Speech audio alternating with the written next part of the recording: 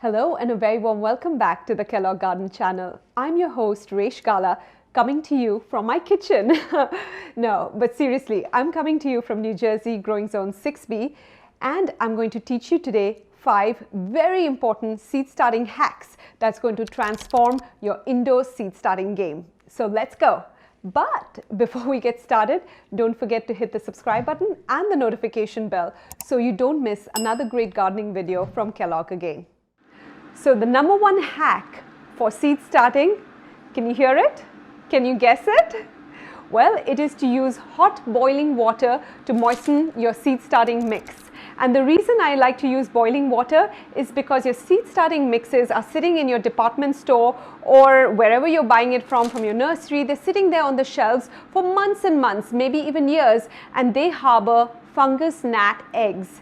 You know those pesky little black flies that fly around your bananas all the time? Yes, those are the ones that used to bother my seedlings when I was seed starting indoors. And ever since I started adding hot boiling water to my seed starting mix, the mix would become sterile, and that would get rid of the eggs. Basically, it would kill the fungus gnat eggs, and I didn't have a problem with fungus gnats ever since. So I highly recommend that next time you're pre-moistening your seed starting mix to please use hot boiling water. I think my kettle's almost ready, so shall we get started? Okay, so here I have my seed starting mix. I have my kettle full of boiling water. You can see the steam rising. I'm just going to moisten it so it turns into consistency like a brownie dough should be almost. So once I add the hot water, I'm going to mix it in, and I'm going to wait for this mixture to cool down before I transfer them into my seed starting containers and add the seeds. So that's a must. When you add this boiling water, make sure that your mix cools down, and it might take maybe an hour or more depending on where you live and the temperature inside your home. But you want to basically pre-moisten it, let it cool down, and then add your seeds. So while I'm over here waiting for my seed starting mix to cool down, I'm going to tell you about hack number 2, which is to use a heat mat and a humidity or a moisture dome. Now, heat mats are crucial because they speed up germination, and that alone will transform your seed starting game. So make sure you invest in one of these. Now, the plants that love heat mats are the heat loving plants such as your tomatoes, peppers, jalapenos, eggplants, cucumbers, etc. I don't necessarily suggest or recommend using a heat mat for cool weather plants such as kale or brassicas. It's not a must, but it does tend to speed up germination a little bit.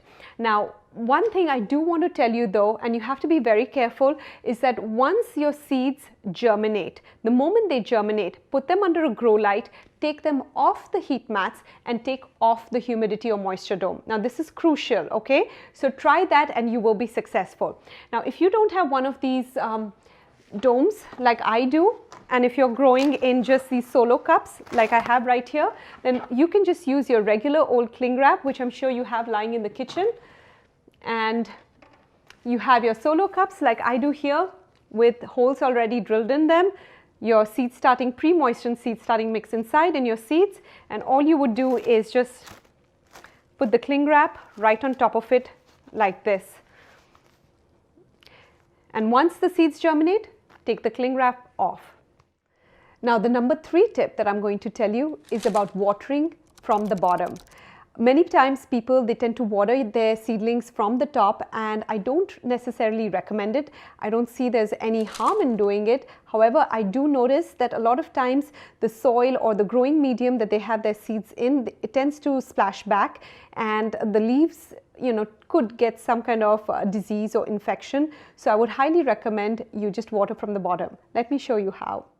Now I have my seedlings right here and they're ready to be watered, and I know that because when I lift them up, they're very light and they don't feel heavy, and plus I can see the soil, it's drying up on top. You obviously don't want to let them dry out too much, and that's not good for the plants.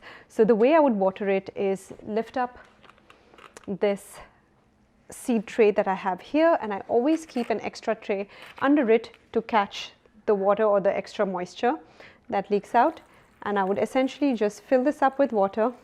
I know I'm using a fancy watering can, and you obviously don't need to do that. You can just put the tray under the faucet in your sink and fill it up with water like that. So here you can see I have water filled up in this little tray. It's a 10-20 tray, just perfect for these seedlings right here. And then I would just put this right on top like that. And it's going to take a couple of minutes, maybe even, an hour, but I'm going to leave it like that. And these containers have holes at the bottom, as you can see, and it will suck up the moisture and nourish the plants. So that's how you water your seedlings. Hack number 3 from the bottom.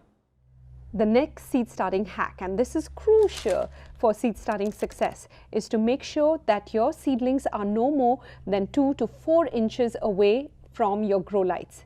As you can see, I've placed them pretty close to my grow lights, and this is crucial so your seedlings don't get leggy.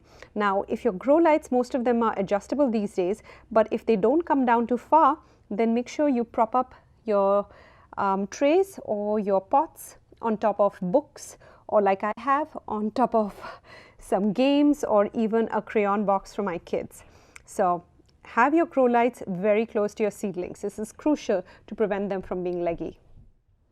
So the 5th tip for seed starting is to either snip off your extra plants. Like you can see here, I have 3 kale plants growing. So either the trick would be to snip off the extra plants so you just have 1 growing in the container so the 1 plant can grow strong and healthy, or do what I do, which is transplant at a very young stage. So my seed starting mix, which is pre-moistened, has cooled down, and I have them in these solo cups. I'm basically going to use a pencil. You can use a toothpick or chopsticks. Make a little bit of a hole like this in the middle and basically squeeze out your container a little bit.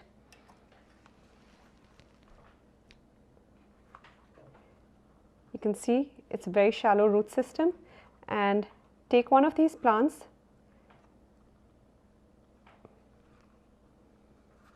let's try that gently, just pry it out like that. I have it right here. Basically going to pop it all the way inside and cover it with soil, and there you have a brand new kale seedling. So here you go. I just transplanted these 3 seedlings into their own individual containers. And that's the trick to seed starting, either snipping off your excess seedlings and leaving just 1 in a container, or transplanting them at a very young stage. So I just want to recap the 5 tips on seed starting success.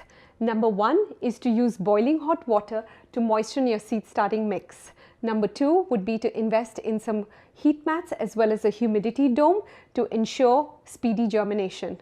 The third one is to water from the bottom and not from the top. The next seed starting tip is that the moment your seedlings germinate, you must place them under grow lights and make sure that the grow lights are at least 2 to 4 inches away from your seedlings. Any more than that and your seedlings will get super leggy trying to stretch and reach the light.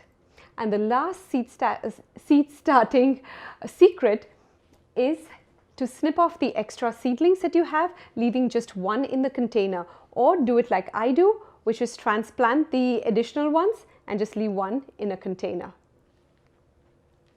Hope you found these tips helpful, and if you do give them a try, please, I would love to read your comments down below. Hope to see you next time, and don't forget to subscribe to the Kellogg Garden channel. See you soon. Bye.